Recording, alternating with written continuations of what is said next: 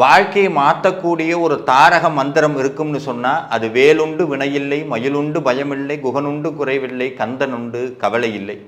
இந்த வாழ்க்கையில் ஏற்படக்கூடிய அத்தனை துன்பங்களையும் களைந்து 12 கையால் ஒரு பக்தனை அள்ளி அணைத்து முத்தமிட்டு வான்னு சொல்லி கட்டி அணைக்கக்கூடிய ஒரு கடவுள் இந்த உலகத்தில் இருப்பார்னு சொன்னால் அது அனுதினமும் நம்மை காக்கக்கூடிய திருச்செந்தூர் ஆண்டவன் மட்டும்தான்.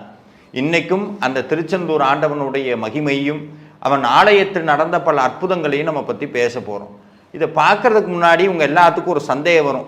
சார், நீங்கள் எல்லா வீடியோலையும் தலையெழுத்து மாறும்னு சொல்கிறீங்க, திருச்செந்தூர் போகணுன்னு சொல்கிறீங்க. நான் திருச்செந்தூரெல்லாம் போயிட்டு வந்துட்டேன் சார், நான் பூஜையெல்லாம் பண்ணிட்டேன், எனக்கு இன்னும் வாழ்க்கை மாறலையே, இன்னமும் என்னுடைய கஷ்டம் நீடிச்சு கொண்டே இருக்கே, அதுக்கு என்ன சார் காரணம் அப்படின்னா, அதுக்கு நம்மளுடைய சைவ சித்தாந்தம் பதில் சொல்லுதுங்க. என்னென்னா, நம்மளுடைய வாழ்க்கை உருவானது எல்லாத்துக்கும் தெரியும் ஒரு வார்த்தை, கர்ம வினைன்னு சொல்லுவாங்க. அதாவது வள்ளுவர் சொல்கிறார், ஊழின் பெருவலி